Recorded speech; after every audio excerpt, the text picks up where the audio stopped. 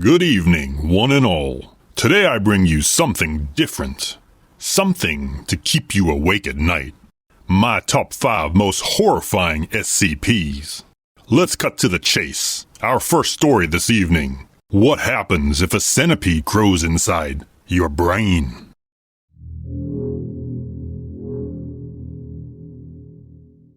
Permission to terminate. Denied. Re-requesting. Permission to terminate. Denied. Permission to terminate. With the utmost importance. With the utmost importance? It's not dangerous.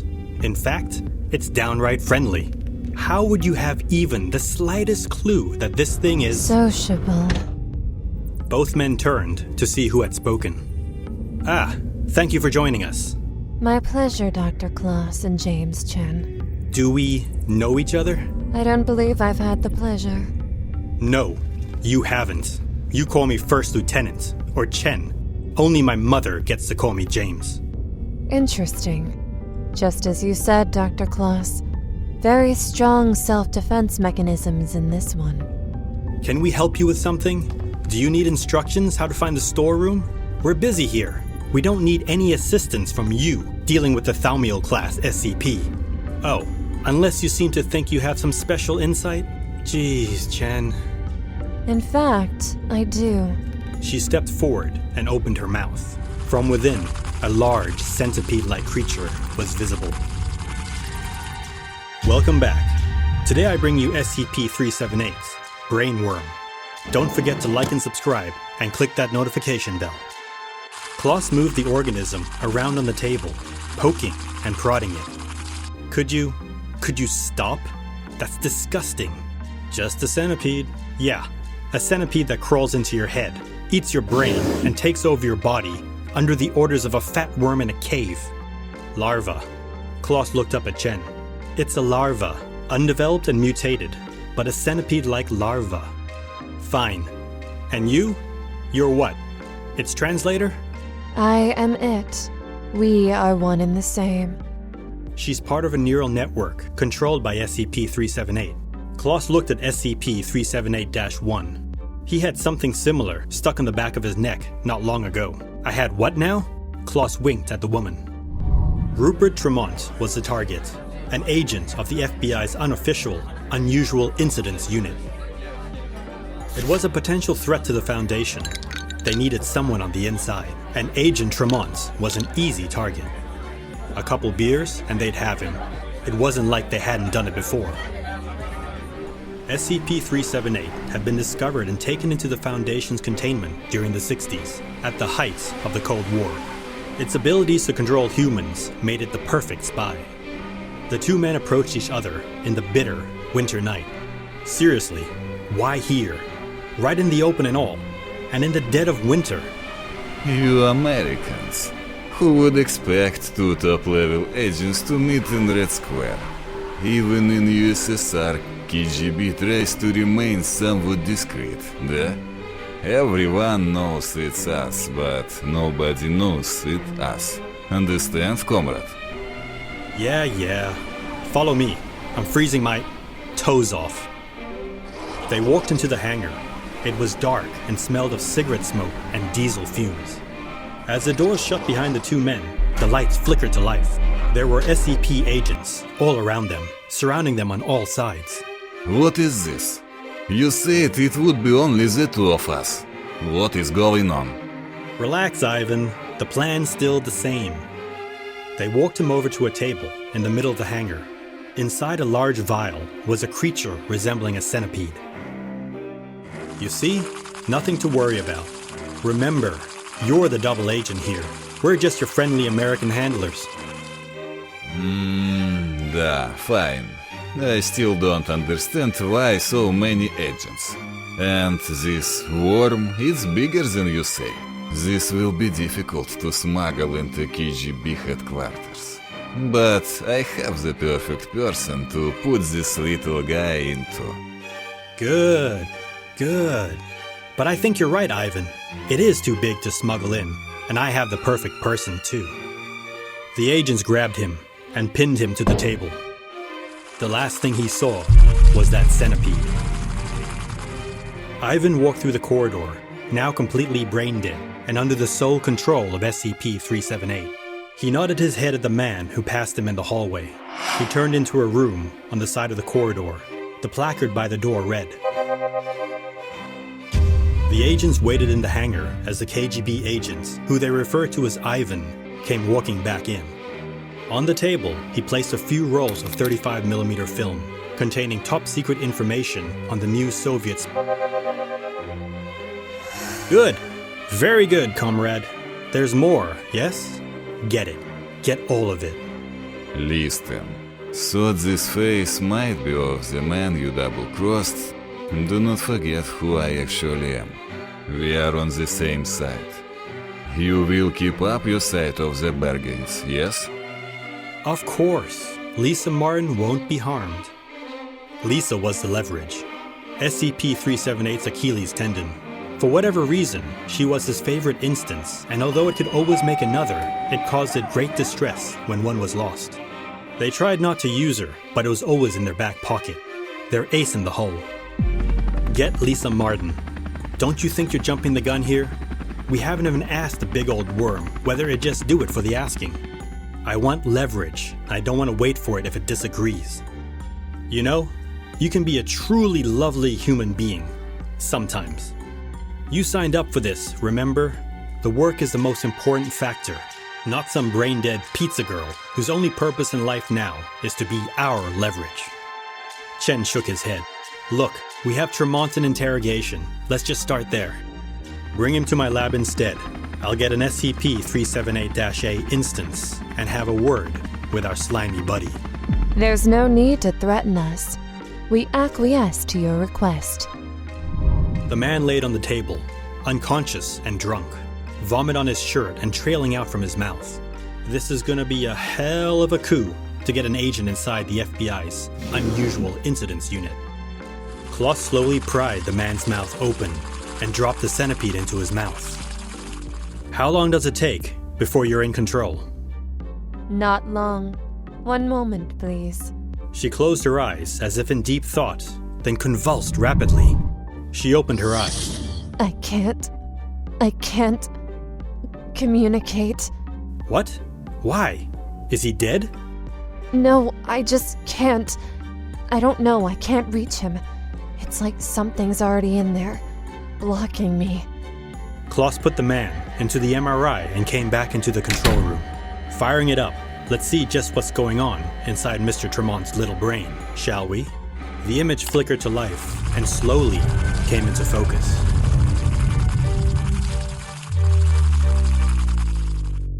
SCP-378 is to be contained in a subterranean entity containment terrarium. Temperature and humidity are to be maintained at levels optimal for the growth and habitation of lichen and cave ants. Access to SCP-378's containment terrarium is separated from the surrounding facility by a decontamination chamber. Handling personnel are required to wear full body protection and must be screened for SCP-378-A prior to exiting decontamination. Infected personnel are to be terminated. SCP-378 is an arthropod, superficially resembling a deformed larval instance of Amazonian giant centipede. SCP-378's legs are largely vestigial, primarily meant to assist in peristaltic locomotion. SCP-378 measures 3 meters from mouth to anus, with a bodily thickness of 1 meter and a weight of 233 kilograms. Under normal conditions, SCP-378 is an omnivore with a diet consisting primarily of lichen and insects. SCP-378 is capable of asexual reproduction at will, producing instances of SCP-378-A from its anus. Instances of SCP-378-A resemble adult Amazonian giant centipedes. Dissection suggests their resemblance is superficial, as SCP-378-A lack expected organ systems beyond a primitive neural network. Instances of SCP-378-A are controlled remotely by SCP-378. SCP-378-A are obligate endoparasites, infecting advanced primates such as humans. Upon infection, SCP-378-A integrates itself with its host's nervous system through poorly understood means, inducing brain death and extending SCP-378's remote control to the host itself. Vital functions and sensory input remain unaffected. Upon infecting a suitable host, SCP-378 will attempt to reintegrate its hosts into their respective species' social sphere. Once integrated, SCP-378 directs its host to indefinitely engage in the behaviors typical for its species, such as communal labor and social recreation. Human hosts prefer environments with a high population density and a robust entertainment scene. The upper limit of active hosts SCP-378 can maintain at any one time is unknown. Upon initial interrogation, SCP-378 confessed to the existence of 26 human hosts. That old pickle again, mind-controlling worms and double crosses. Have some respect, Professor. I am no worm, though I might resemble one. Da, and don't I always help when SCP Foundation asks me? Just be careful when you plan to betray someone. You might just find yourself on the other side of the coin. As always, have a care and remember to subscribe, like, and share, if you would. Until next time, farewell. Well, there goes my appetite. If that wasn't enough to curdle your stomach, how about having something growing inside of it? Fear not, young ladies. This one only likes the boys. Samantha knew she wasn't supposed to be poking around in the abandoned houses, but her curiosity always took control when something seemed odd or out of place. This area of town had been blocked off and quarantined by some government-like agency almost 10 years ago. They had been told there was an ongoing gas leak or toxic waste issue. People had believed the story, but as the years passed, they became more suspicious of what was really going on. Welcome back. Your host as always, Professor Lucius. Today, I bring you SCP-2386, Pink Ladies. The house was derelict and seemed like it had long ago been pillaged for anything of worth. There was hardly anything left, and by the looks of the whiskey bottles on the floor, some homeless people had been living here. What did appear a bit odd was that one of the bottles was practically full still. With all the empty bottles strewn about the house, it didn't seem likely that whoever had been drinking them would leave a perfectly good bottle behind. Besides that, there was a backpack nearby the couch. Wait, the couch? Hardly any furniture, no TV and empty shelves, but a perfectly good couch? It had some unique floral and stitched pattern on it, which wasn't typical. If anything, it appeared custom made. What was that? In the corner of her eye, she thought she saw something move. Hello? Is someone there? No reply. She hesitantly moved towards the staircase where she had seen the movement. As she peered around the corner, she saw a shadow on the staircase. It was tiny, like a doll. As she moved around the corner, she saw the cutest little doll sitting on the stairs. Aww. As she reached to pick it up, it stepped back. Startled, she pulled her hand back. Hello? The doll tilted its head and stepped forward. It smiled at her and pulled out a piece of candy from behind its back and gave it to Samantha. What was this magic? As she reached for the candy, coming down the stairs was another 3 of these lovely dolls. They bounced their way down to the other doll, smiling and waving. The next few hours flew by without Samantha realizing. She played with the dolls all afternoon. It was like a dream come true. What little girl didn't wish that their dolls could play with them? From outside, she heard a crash and a yell. Outside the window, she saw the shadows of 3 men walking past the house. 2 of them appeared to be wearing some sort of helmets. As she turned back, she took a deep breath. Floating, mere inches from her face, was one of the dolls. It had wings. Not only that, but its hands had been replaced by sharp claws, resembling scissors. Its eyes glowed and pulsed with anger, but it wasn't looking at her. It was looking past her at the window and the men outside. The man in front motioned to continue on, and the 3 of them left. As soon as they were out of earshot, the doll retracted its claws and its face returned to normal. It slowly floated back down to the floor, to be joined by its friends, who had hid behind the couch. At this point, it was starting to get dark, and Samantha thought she'd best head home. Truth be told, the scissors and wings had creeped her out a little, and she felt it prudent to end her day's journey now. After all, she wasn't even supposed to be here, and those men outside seemed like they could be dangerous. As the months wore on, she continued making visits to her new little friends. They were constantly giving her gifts, the last one being a beautiful blue gem.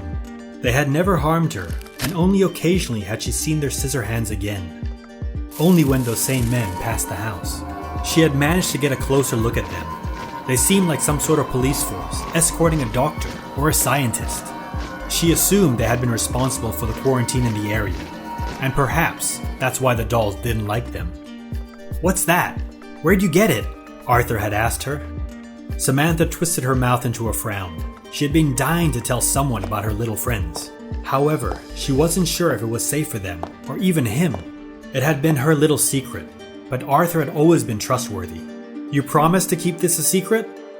Arthur nodded anxiously. "Okay. These dolls gave it to me, in the quarantine zone." Arthur frowned and looked uneasy. "Who gave you the what and the where?" "Shut up, I'm serious." Arthur broke out in laughter. "Fine, don't believe me. You won't be getting any gems." Okay, I'm sorry. Come on, show me." Samantha hesitated, once again unsure if it was a good idea. "Come on, you know you can trust me." Samantha nodded hesitantly. "Okay, we'll go next week when school's out." "Hello?" Nothing was there. No sound, no movement. Samantha called out again. "I brought a friend. He's safe. He won't hurt you." Behind her, Arthur was smirking. However, a moment later his mouth was agape in awe. From behind the couch, a doll walked out. He couldn't believe it. She hadn't been lying. It flew up into the air and then towards them. As it floated inches from his nose, it pulled out a purple gem and offered it to Arthur. They played throughout the day, the warm summer air making them giddy and sleepy. "Ow!" Arthur sat up with a start. As he looked down at his stomach, he saw one of the dolls coming out from under his shirt. "What are you doing down there?" The doll simply smiled and offered him a candy.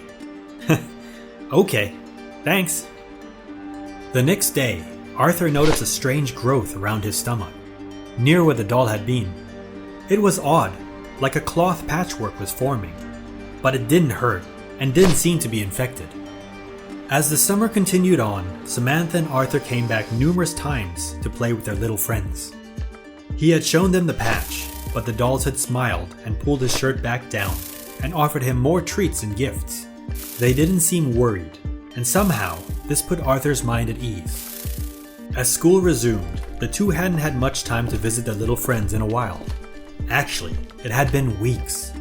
"We should go see them, at least to check if they're okay." "Really? I've got so much homework right now." "Come on, just a few hours. Didn't you say you wanted to ask them about the patch in your stomach anyway?" "That's true. It seems like it's bigger." "Okay, tomorrow then." Their little friend seemed happy to see them, especially Arthur. They seemed like they were nurturing him, taking care of him, almost like caregivers. Samantha felt a little jealous. She had found them first after all. But it was fine. They were still sweet and adorable. The door flew open. It was that scientist and his troops. "Lambda 7, Swarm Queens. Secure the children. Don't harm them. You, go to the dolls. Calm them down. Don't hurt them if you can avoid it." The troops came in and grabbed the children, hoisting them away. The other man in the orange jumpsuit slowly approached the dolls with his hands outstretched. The last thing Samantha saw was the doll's scissor hands as they swarmed him. "Hello, children. My name is Dr. Kloss. Are you both feeling okay? Did those things harm you?" Arthur and Samantha looked at each other and shook their heads. "Okay, you've been going there for a while, haven't you?" "Yes, sir." "Don't worry, I'm not upset at you. Can you explain why they didn't harm you? They tore my man to bits, but seem to not have harmed either of you at all." "No, sir, they never tried to harm us." Kloss frowned. "Okay, well, I better get you two home, eh? Amnestics and send them home. They aren't injured. Arthur woke up the next morning. How'd he get home? What had happened yesterday? In fact, it felt like pieces of his memory were missing from months ago. It all seemed like a blur. His head was a little woozy. Weird. Perhaps Samantha would know. I've got no idea. I remember meeting you after school and going to the quarantine zone. And the rest? The rest is hazy. Same. Weird. Maybe that toxic gas story was real. Yeah, maybe. Arthur spent the rest of the day on his bed, daydreaming and playing games. He noticed his side itching, but kept on playing. The itching got worse. It was probably nothing. He'd take a look in a minute. Suddenly, he felt a sharp, searing pain in his side.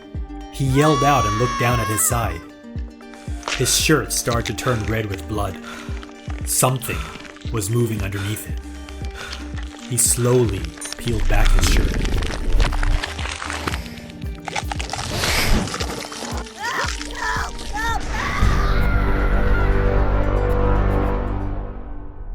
SCP-2386 are a species of humanoid entities resembling dolls. DNA testing has shown similarities to the human botfly and silkworm. They have a set of wings similar to a butterfly or moth and all contain identical patterns on their torsos. They live in hives built to resemble furniture, usually close to suburban environments. They are kind and playful with females of any species, but are openly hostile to males, producing a set of scissor-like claws and swarming with intent to kill. The exception being during spring and summer when they enter their mating season. During this period, they will treat males the same as females. Once accustomed to them, they will open an incision in the male and place 30 to 65 eggs within them. The incision will heal over to resemble cloth. Eventually, the incision will split open and release fully formed SCP-2386 instances. A hive dating back to the 13th century was found, resembling a wicker basket. A few remaining SCP-2386 bodies were found. They resembled textured wheat and corn dollies. Appearances aren't always what they seem. What might appear friendly and cute to you could be a facade for malicious intent. Keep your wits about you at all times.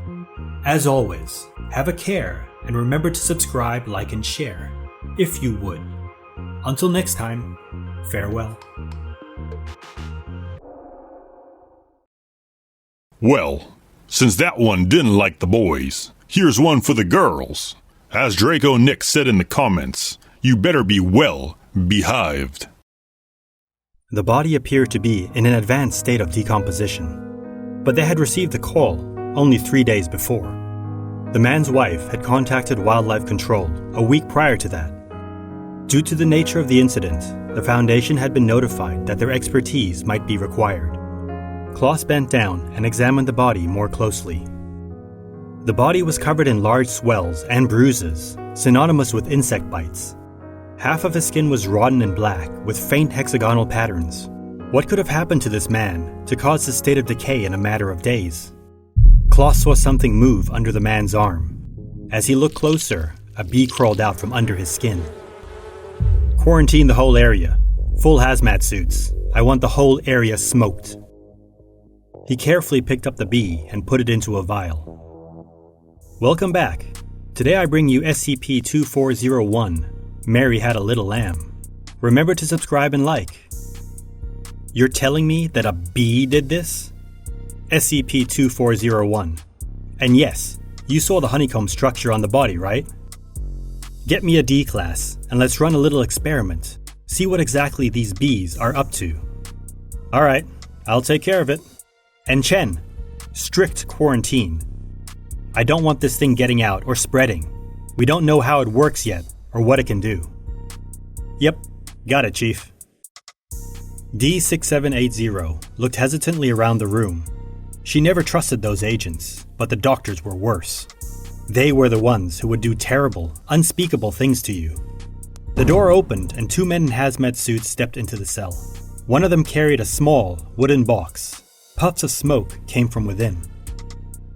The other carried a flower pot with what looked like wildflowers in it. They moved to the corner of the room and set both items down. The first man opened the box and they both left. She hesitantly peered inside the box. Bees. A few sleepy-looking bees laid on the bottom of the box. As the smoke cleared, one of them flew up and towards her, but it didn't sting her. It just floated in front of her eyes, seemingly analyzing her, sizing her up. For what? How's D6780 looking? Well, there appears to be some integration between her and the bees. They seem to be forming a sort of symbiotic relationship. What? Like they're feeding off her? No, not like that. They seem to be turning her into some sort of hive. Beehive? For real? Apparently so. The disease, for lack of a better word, is strictly limited to the bees. It's vector-borne, not airborne or waterborne. It's relatively safe to be around her. Have her brought to the lab. Just hazmat suits. You won't need to quarantine the area or have a cleanup crew on standby. Dr. Kloss would like to have a look at you. Please step forward. D6780 came towards the door. The top of her neck had a honeycomb structure on the skin. Clearly, the work of SCP-2401. Chen stepped back as the two agents in hazmat suits moved forward. Bring her to Dr. Kloss. The agents walked her down the corridor. Approaching from the other side was another D-class with an escort of agents. Hey! Are you okay? Have they been treating you okay? Yeah, no, I'm fine. The usual. Are you okay? Your neck. D9343, keep moving. As the women passed, D6780 lightly brushed D9343's hand and gave her a reassuring look, mouthing the words, "Hang in there." Kloss looked her over. And how do you feel? Truthfully, not well. I'm having nightmares. There are things inside me. You need to get them out of me. Take it easy. What do you mean by nightmares? I don't know. I don't know. But you need to remove them or I'll... Okay, let me see what we can do. Kloss signaled for the agents to take her back to her cell. They found her the next day. She had clogged her toilet and drowned herself. Dead bees surrounded her body. Behind the agents, D9343 walked past. She screamed and grabbed the doorframe. You murderers! What did you do to her? You'll pay for this! Her escort dragged her away as she yelled. Sorry about that, guys. I think they were close. No problem, Dr. Lamb. We all know that mirror of yours can be a little vocal. Dr. Lamb had been overseeing Mary for the past few weeks. He was pretty new to this division and still getting the hang of things. Things had taken a turn for the worse after the incident with D6780. Mary had appeared agitated and confused for more than a week. The situation culminated in a seizure. Following procedure, they had monitored but left her in containment for 72 hours. They sent 2 agents in with Dr. Lamb to recover the body. As the agents approached, she suddenly awoke and incapacitated both agents in moments. She then pulled Dr. Lamb to the floor before climbing on top of him. Emergency MTF units responded and stunned D9343, removing her from Dr. Lamb and confining her once again. Kloss sat down in front of D9343, Chen standing behind. So, what was all that about? What was your relationship with Dr. Lamb? Relationship? Is that what he called it? Can you explain what you did to him? We remember him being quiet and rather content. He's done with you. We don't believe it. His contribution was welcome. What contribution? Tell him his progeny grows strong. Strong queens for strong colonies, don't you know? She slowly unbuttoned her shirt and gently rubbed her belly.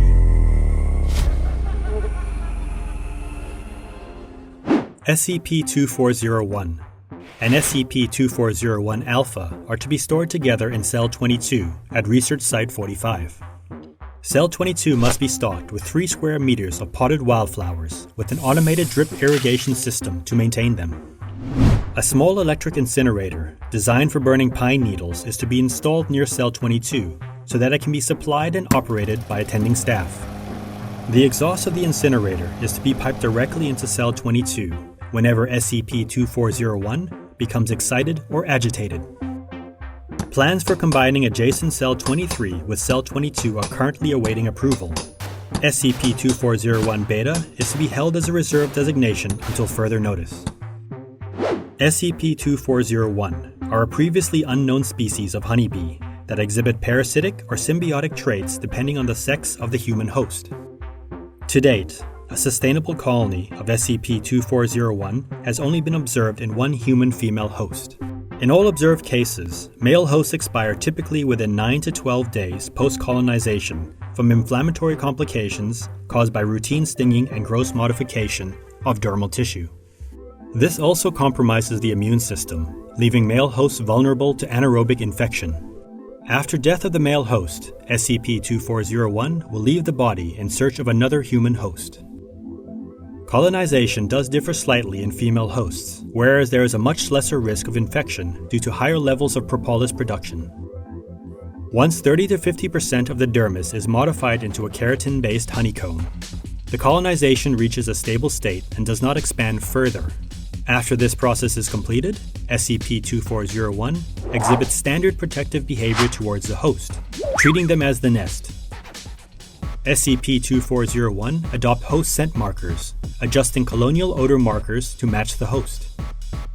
This process sensitizes SCP-2401 to the emotional and physical condition of the host. The female host also undergoes rapid changes to both accommodate and protect SCP-2401, which includes increased tissue regeneration, higher amphetamine output, and lack of dependency for food or water. In the majority of cases, the female host retains their personality and memories, which usually results in psychological trauma related with the ongoing symbiosis of SCP-2401. This is seen to result in a high rate of suicide in cases where the host outright rejects symbiosis.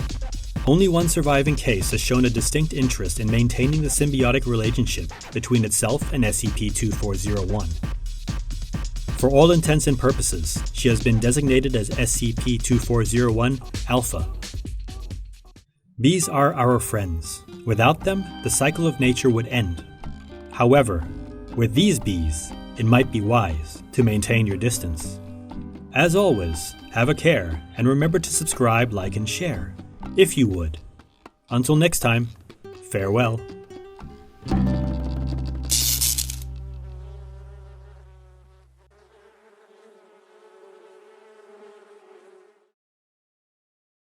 Next, one for us all.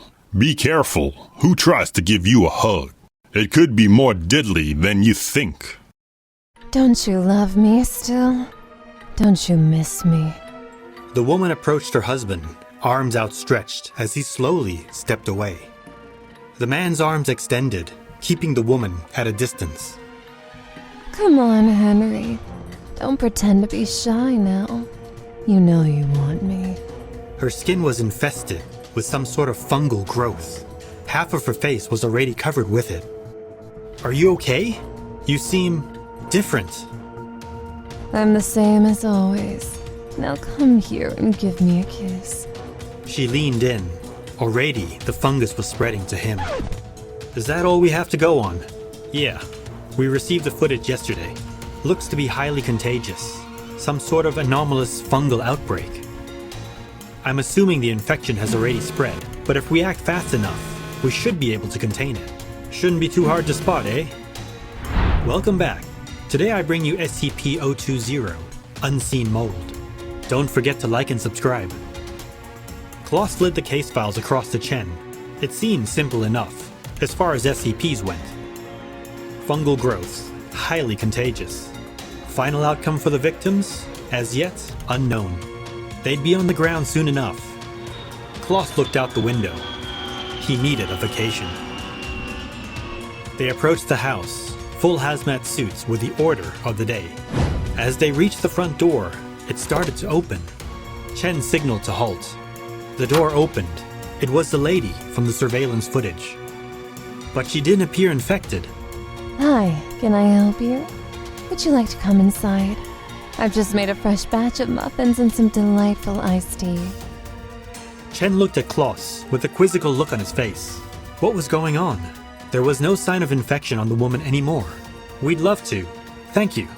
As they walked through the door, Klaus whispered to Chen. She didn't even question the hazmat suits. Keep your wits about you. Something's not right. As they entered the living room, they saw her husband sitting in a chair, reading a book. As they approached, he set the book down. Welcome, welcome. It's always nice to have unexpected visitors. Please, take a seat.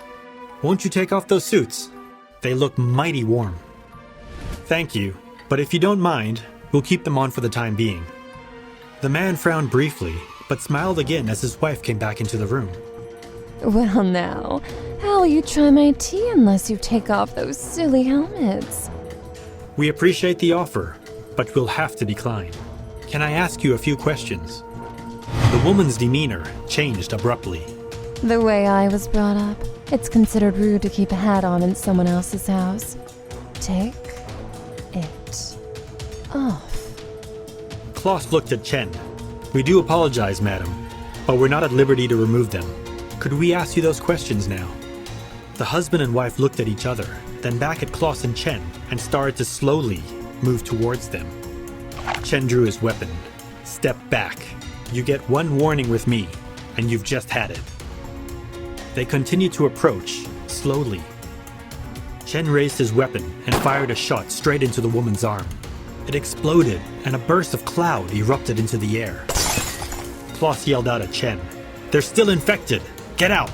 We'll seal the house! The two men ran out from the house, the other agents awaiting them. Seal it up. No one in, no one out, unless you hear otherwise from me. Chen and Klaus pored over the available information, trying to figure out what had happened. After the initial incident, they had sent men in to retrieve the wife's body. The husband had been quarantined and confined for the time being. Klaus looked over the body. Very strange. I can't see any clear signs of the infection. However, some of the blood work has come back with strange results. Strange? That doesn't say a whole lot to me, Doc. Strange is what we do. Well, signs of spores and mold. It appears she is still infected, but why it's not visible anymore? I'm not sure. Klaus worked on through the night. Chen passed out on a table next to him. The PA system came to life. Sir, there's a person here who'd like to talk to you. Be right there. Chen woke up. You need me? Nah. Stay here and keep an eye on things. I'll see what she wants. Chen walked towards the CCTV system and sat down. He reached over to pour himself a cup of coffee. On the monitor, Klaus could be seen standing just outside the tent's doors, seemingly gesticulating for a woman in the distance to come closer. As she approached and came into focus, Chen saw her skin was covered in fungal growth. She was heavily infected. Chen hit the PA button. Klaus, get away! She's infected! Klaus looked back up at the camera with a confused expression. She's fine. What are you talking about? Chen looked from Klaus to the woman. What was going on? Then it clicked. The camera. He yelled through the intercom. Step back! I'm on my way! He ran forward as Klaus came back into the tent. What are you going on about? The cameras! The fungus is invisible except to the cameras! Klaus's eyes widened. He turned to look back. The lady was at the tent door now. Come on, sweetie, open up. It's rude to leave a visitor outside. Just behind the woman, the townsfolk started to step out of the shadows. Chen looked up at the surveillance monitor. Samples of SCP-020 are stored in a series of sealed cultivation chambers inside a sealed containment room at Biological Research Area 12, which is accessible only via airlock. Nutrients are administered via automated robotic systems, as the cultivation chamber must remain sealed at all times. Hermetically sealed video surveillance cameras are installed within the containment room and must be checked daily for integrity. Any personnel entering the containment room must wear biosafety level 5 equipment, including rebreathers, and undergo full antifungal disinfection upon exiting. SCP-020 is a fast-spreading fungal organism that is capable of affecting the senses and behavior of living creatures, including humans.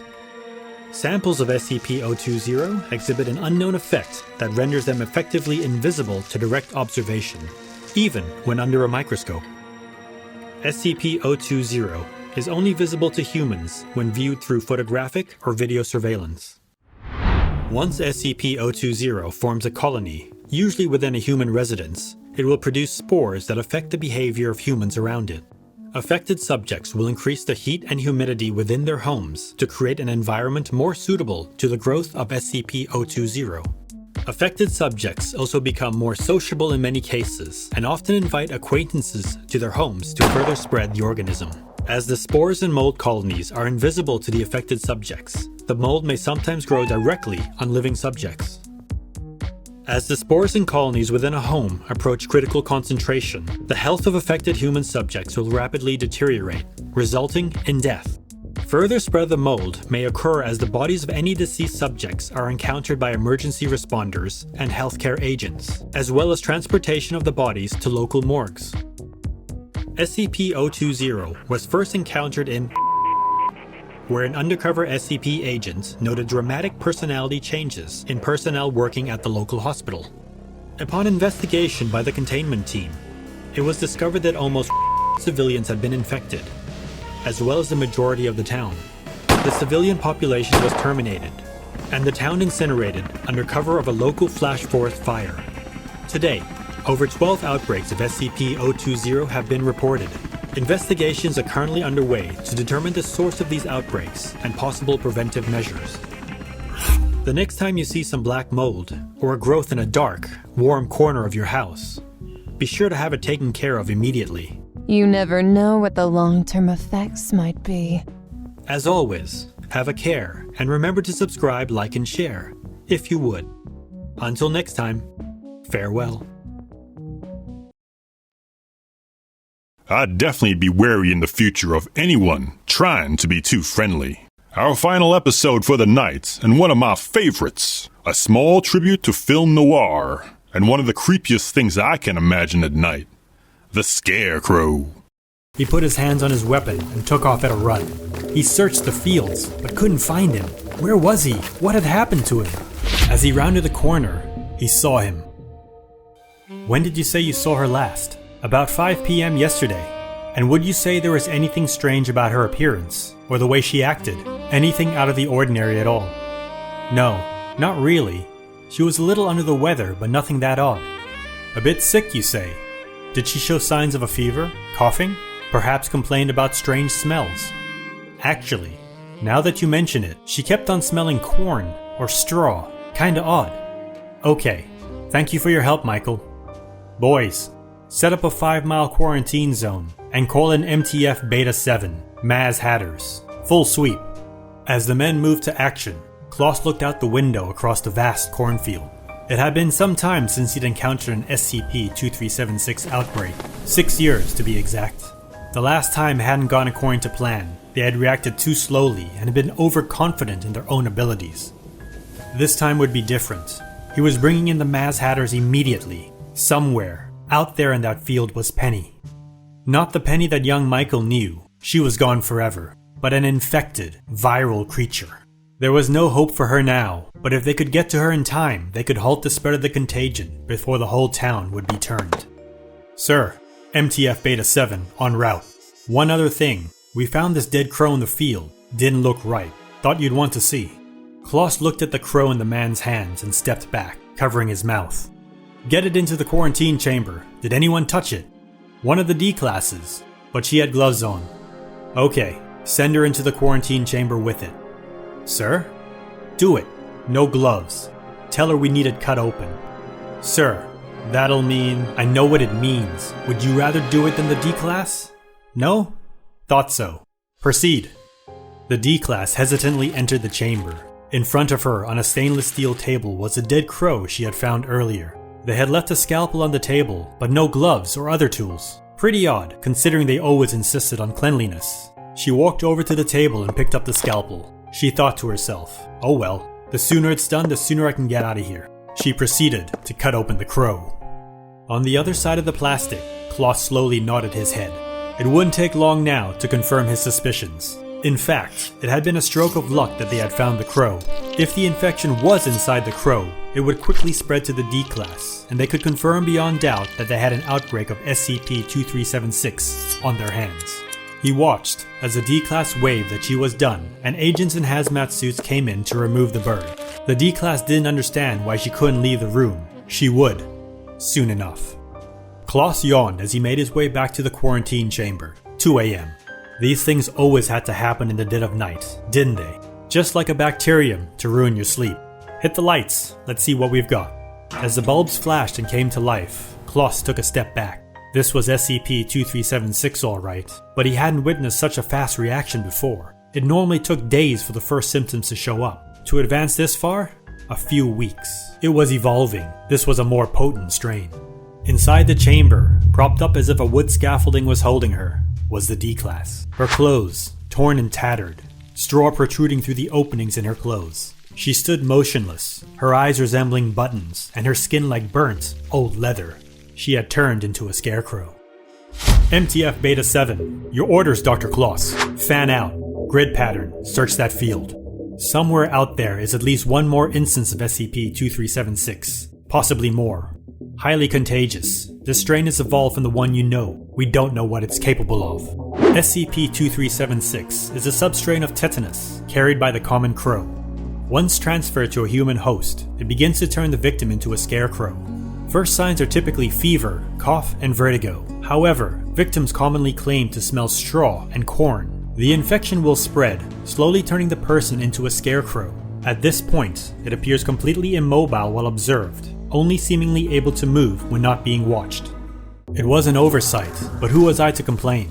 They had teamed up 2 junior agents who had never experienced SCP-2376 and sent them out into a quadrant of the field without backup. Probably not the wisest choice, but all previous encounters with SCP-23761 instances hadn't shown them to be hostile, and of course, they couldn't move while observed. They just had to avoid physical and airborne exposure to the bacteria, and they'd be fine. The cornfields were tall, too tall to see over. Luckily for them, there was a full moon tonight. As they moved forward, they heard a faint cry. They stopped, looked at each other, and signaled the sound had come from the east. They pushed through the thick corn, unable to see more than a few inches in front of them. They came to a sudden stop. Just in front of them appeared to be something humanoid, standing in the cornfield. As they pushed the corn aside, they saw a scarecrow with its head leaning to the side. However, this one was stood up upon a wooden stake. They had been advised that there were actual non-anomalous scarecrows throughout the field. After all, this was a farm. The agents breathed a sigh of relief and turned back, moving towards the original path before they had diverted. Somewhere, behind them, they heard a rustle of corn. The agents halted, looking at each other. Nah, couldn't be. That thing was staked upright. It wasn't the little girl. They nervously smiled and continued on. They heard it again. This time the second agent turned around. Feet behind him, and the path they had created was the scarecrow.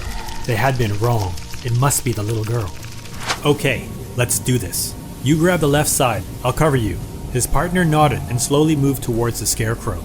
As he passed below it, he swore he felt its bun eyes move. Did you see that? Its eyes. They looked at me. Relax, it's just the adrenaline getting to you. It can't move while you watch it. The agent nodded as he got around the back of the scarecrow and looked for a place to lift it. Hey man, I need a hand. There's nothing here to grip. Hey, I said give me a hand. He peered around the scarecrow, but nobody was there.